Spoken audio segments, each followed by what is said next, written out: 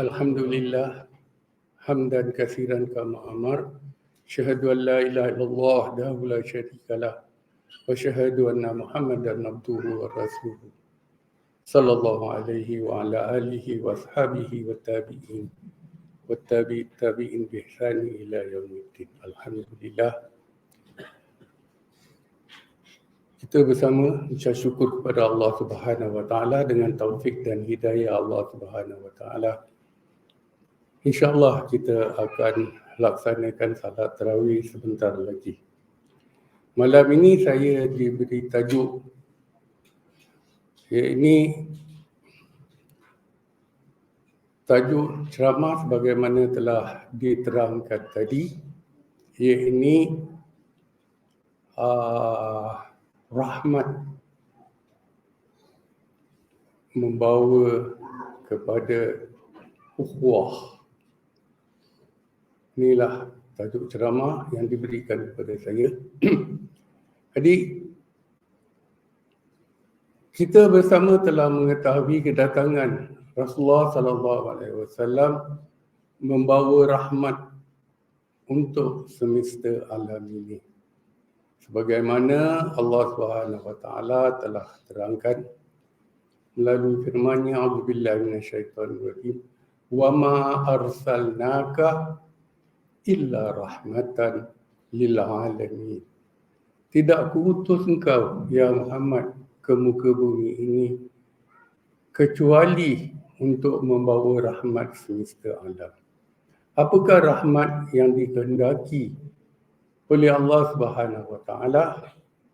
Tak lain dan tak bukan, rahmat adalah artinya membawa kepada kecintaan kepada Allah Subhanahu wa taala. Sebagaimana Allah telah jelaskan, ya ayyuhan nas inna khalaqnakum min dzakari wa unsa wa ja'alnakum syu'uban wa qabaila lita'arafu inna akramakum indallahi atqakum. Allah ciptakan manusia berpuak-puak, berbangsa-bangsa, berdaerah-daerah, bersuku-suku dengan satu tujuan untuk mereka berkenalan antara satu dengan yang lain. Orang-orang yang mulia di sisi Allah Subhanahu wa taala adalah orang-orang yang bertakwa kepada Allah Subhanahu wa taala. Maka rahmat yang dikehendaki oleh Allah Subhanahu wa taala ini membawa kasih sayang antara sesama insan. Inilah misi yang pertama dan utama dibawa oleh Rasulullah sallallahu alaihi wasallam kepada bangsa Arab yang mana mereka telah hidup bersendirian, berpuak-puak, bersuku-suku dan seterusnya. Maka Allah telah jelaskan, sesungguhnya orang yang mulia di antara kamu adalah orang-orang yang bertakwa kepada Allah Subhanahu wa taala. Maka misi ini memakan masa, dianya berkurangan dari hari ke sehari,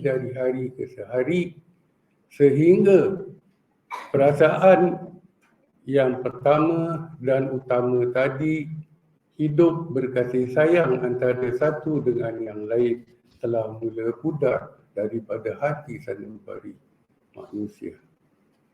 Maka Rasulullah SAW menerangkan, innama bu'istu liutammima makarimal akhlaq. Sesungguhnya aku diutus oleh Allah Subhanahu wa taala untuk sempurnakan budi pekerti manusia. Dipanggilkan akhlakul karimah, akhlak yang mulia. Akhlak yang mulia ini tidak akan wujud selagi tidak ada perasaan kasih sayang antara satu dengan lain. Justru itu bersamalah kita melaksanakan misi Rasulullah SAW, iaitu hidup ini membawa rahmat, membawa kasih sayang antara satu dengan yang lain. Barang siapa yang dapat melaksanakan misi dan visi ini, dia merupakan orang-orang yang bahagia di muka bumi. Umat Islam dewasa ini kurang mengambil perhatian hidup berkasih sayang antara satu dengan yang lain. Kita lebih utamakan soal hukum, menghukum seseorang. Ini macam mana, ini macam mana, ini macam mana. Tetapi perasaan kasih sayang mula pudar daripada hati sanubari manusia. Maka berbahagialah barang siapa yang dapat menghidupkan kasih sayang antara satu dengan lain, insya-Allah dia akan dapat kebahagiaan di dunia dan di akhirat. Ini merupakan misi dan visi yang dibawa oleh Rasulullah SAW.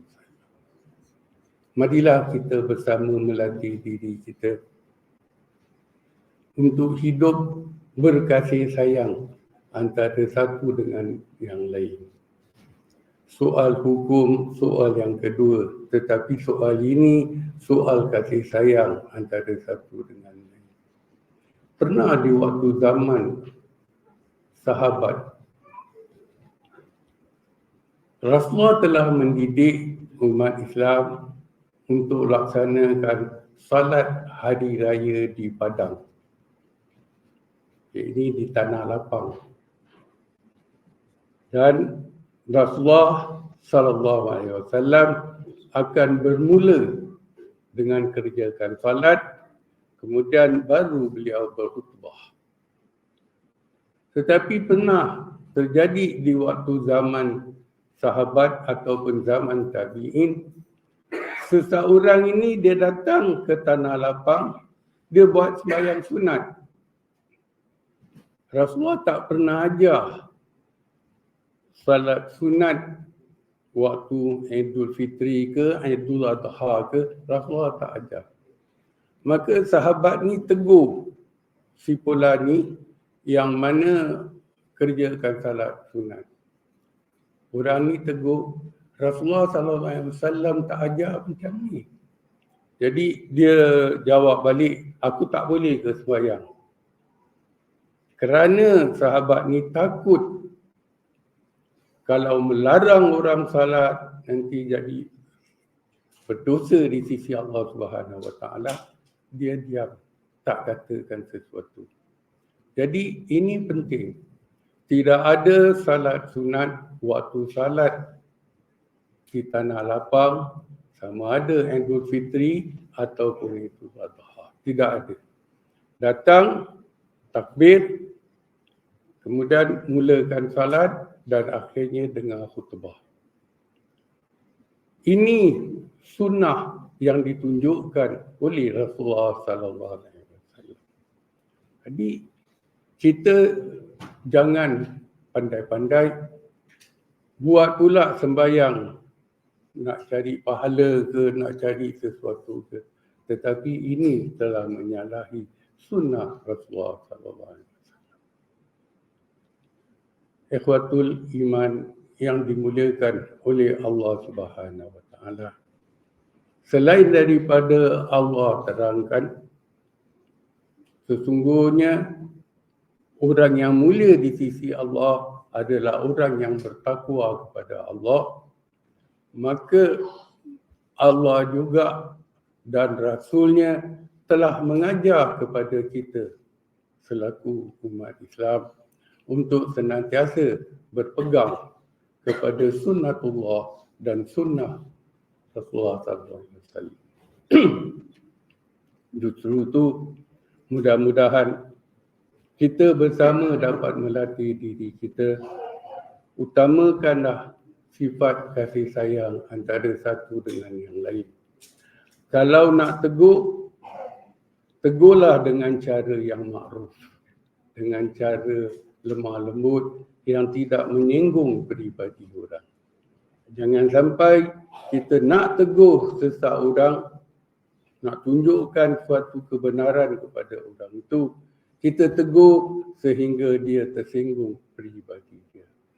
Inilah perkara-perkara yang harus kita perhatikan.